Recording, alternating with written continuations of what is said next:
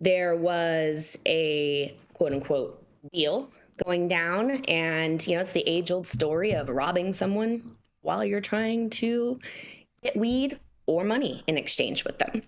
It's also one of the most important reasons that there needs to be serious reform to accessing cannabis. It's also, unfortunately, a perfect example of why lawmakers keep tying together that weed smokers shouldn't have guns. The headline reads, 2 California brothers get prison time for roles in deadly marijuana robbery. 2 brothers were sentenced to federal prison Monday for their involvement in robbery of a marijuana dealer in San Bernardino, in which the dealer died of gunshot wounds, the U.S. Justice Department said. On July 31st, 2021, Dylan Jones, a 20-year-old from San Bernardino, placed an order with the victim for 1 pound of marijuana. Jones, along with his cousins Martrell Patrick Shaw, a 20-year-old from San Bernardino, and Rontrell Shaw, a 22-year-old from San Bernardino, planned to rob the victim at gunpoint, said a news release from the U.S. Attorney's Office. Once the victim arrived at the established location in San Bernardino, Martrell Shaw and Jones robbed him at gunpoint, and one of the robbers shot twice, striking the victim in the neck and torso, prosecutors said. Martrell, Shaw, and Jones then stole the marijuana and gun belonging to the victim, who later died from the gunshot wounds he suffered. San Bernardino police in August said Daniel Michael, 21, of Colorado Springs, Colorado, was found fatally shot, and it was on the 1300th block of West Hill Drive in a residential neighborhood. On Monday, the U.S. District Judge Jesus Bernal sentenced Martrell Shaw to 20 years in prison and Rontrell Shaw to 14 years in prison. Both had pleaded guilty to interference with commerce by robbery, which Martrell is also pleading guilty to discharging a firearm during a crime of violence resulting in death. Jones pleaded guilty in September of 23 to 1 count of robbery conspiracy and 1 count of interference with commerce by robbery, 1 count of discharging a firearm during a crime of violence resulting in death, and 1 count of possession of a stolen firearm. His sentencing hearing is scheduled for later this April. Now, you guys, when I look at who ultimately is responsible for this, I am definitely eyes on our government and their policies around the way that they have handled this plant and its accessibility. But this is ultimately what happens when we have this gross hysteria around this plant. And also, this is what lawmakers are referring to when this is the kind of headline, this is the kind of stuff that they're referring to when they make excuses for why we shouldn't be able to access guns. And so this obviously is a huge tragedy. I'm glad to see that these individuals are being held accountable, but it's just more backing around the conversation as why legislators make the decisions that they do. And this is more of the same that we have to continue fighting against and showing the contrary to. So I'm going to turn this back over to my correspondents. Love to hear what you think. This is Carmen Sacramento coming at you for High at 9 on a Wednesday. Now, Mandy, yesterday we covered a story that that police were saying was a cannabis robbery where there was someone that was shot and killed, but there was no evidence of any cannabis. Was there evidence of a cannabis transaction with this story? So they said in the story that there was a arrangement for a pound transaction to take place. So this person got smoked for a pound. That's pretty sad. And these days, guys, a pound, depending upon where it's grown, a pound of flower is, what, tops $1,300 right now? No way. The bullets cost more than the pound. I got some pounds right now that are going for $4,500. Another thing that really kind of struck me too is that the sentencing, right? Right now in my life, I am examining regularly individuals who are currently incarcerated for cannabis. And this is nonviolent cannabis crimes. Okay, so this one was a violent one. right? Non-violent cannabis offenders are starting to and have been looking for ways to appeal to get out, but their sentences are astronomical. There is a man and I forget what state he's in. I want to say it's Mississippi, perhaps right now, maybe Louisiana. Yeah, Free but Bud. A man named Bud. Free Bud. Who's like 67, He's in Alabama. years old. He's in Alabama. For having 5 plants. Yeah. And this man is supposed to die in prison. He's not supposed to get out until he's 90. You guys, 40 years for 5 plants. These fucking kids got 20 years for murder. There's a big They didn't call it murder. If you look at how they charged them, was some interference with interstate commerce, which is just horseshit, because the federal government, it doesn't have general laws that if you murder somebody, then we can step in. They've got to try to manufacture something here. States really should be stepping in, because this was an armed robbery, resulted in a killing. It should be a first-degree murder, and we should be warming up a tree and a rope right now for these dumb fucks. And instead, they're getting time. Luke and I got similar amounts of time for weed. Okay, and these guys whack somebody, and it's a classic felony murder rule. You conspire to go rob somebody, somebody whacks somebody, you're all guilty of murder. This is a murder case, and they get this kind of time, and they put in flowery language and lipstick on the pig. It's murder. Yeah. These guys should never see the light of day again. I got the on the one hand and on the other hand going on for me. First of all, Dale, you just talked about warming up a tree and a rope. I just want to let you know, I don't ever want to see you warm up a tree. I don't know what that looks like. That's between you and the tree. You never heard of a tree hugger? Arborists. You never heard of a tree hugger? The tree will like it. There'll be no complaints from the tree.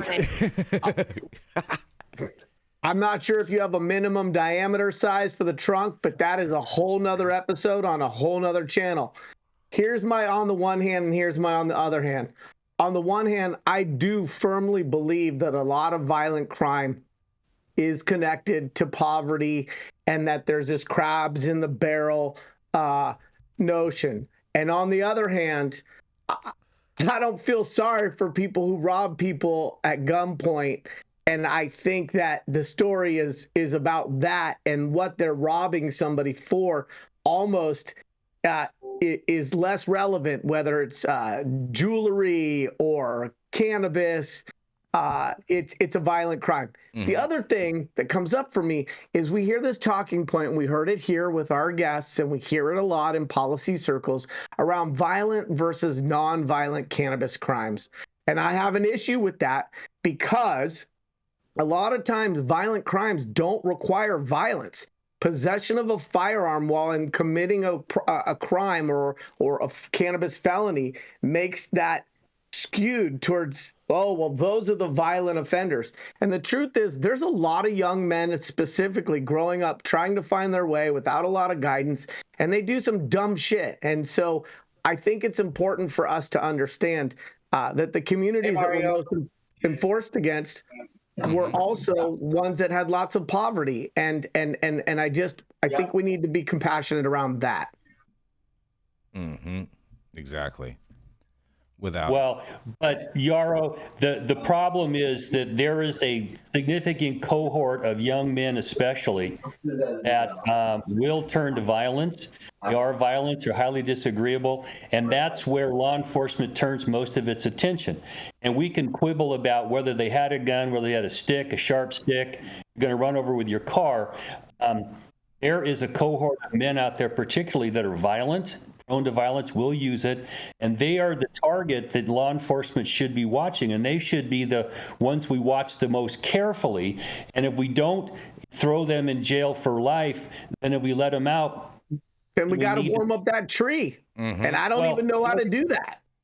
Well, but when I was in, they talked about rehabilitation, and they said, oh, we're going to prepare you for re-entry. And our joke was, no, they're preparing you for rear entry. They're not doing shit to get you ready to go back to society, okay, and figure out, why were you violent? What was your life about? And can we redirect your thought process away from violence, more introspection? I was part of some of those classes when I was in prison, and it's possible to do that.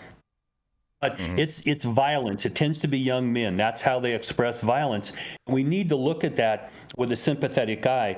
But also, there are people out there, when they prove that they're violent, okay, and that action, you intentionally kill somebody with malice aforethought.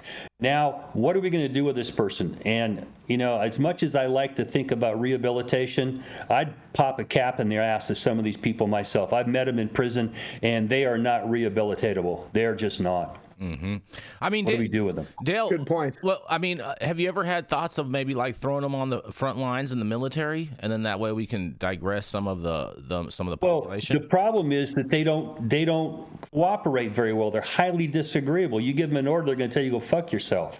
Okay? Yeah, but if you drop them off in the middle of the jungle, they're going to figure it out. Well, it sounds like a nice idea, but I've been in the military, and before you get to the front lines, you've got to be able to have some cohesion of the forces, and these guys are just not cooperators. I'm all for putting them out there with an AK and say, run towards those guys, and you take the bullet. Okay? But it's complicated. I wouldn't want these son of a bitches in the organization that I was involved in because they're mean, they're violent, they're sociopathic, some of them are psychopathic, and they'll kill you. They'll rape you. They'll steal your shit. Okay? And so how much patience are we supposed to have?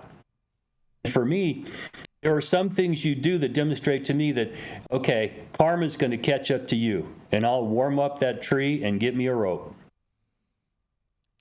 Again, I think this goes back to Yaro's point. I think this goes back to Yaro's point about, obviously there's some people, like you said, Dale, that are just not going to be fixable. They're not, they're past the point of correction. So the real answer is that we have to address what societal issues are leading large swaths of young men to decide to be violent criminals their entire lives before they reach that point of being irreparable. Well, I think a lot of it has to do with the opportunities that they're provided at a younger age, and if they don't have any hope of being able to do something with their life, the only alternative is to make whatever they have at anyone else's expense. Absolutely. We can't even figure. Men need mentors. They need fathers. They need community. They need a fabric of accountability. They need hopes and dreams as well as ways and means, and they need opportunity. And so on a per individual basis, I totally agree with Dale. There are some apples in the barrel that are never going to be redeemable and aren't even usable for applesauce. And on a broader level, I think about what Matthew St. Germain and other people talk about in terms of getting back to a mindset for society where we care about those we don't know and we go out of our way to help those we'll never ever see again, and where we think about ourselves in terms of all interconnectedness. And I can't summarize those perspectives as well as he can, but I feel bad for the victim. I also feel bad for the families. I'm sure there's some parents there who are wondering what they could have done better and where they went wrong and where they could have kicked their own son in the ass so that son didn't need to be incarcerated. And on that, let's go to a commercial, and we're going to be right back. The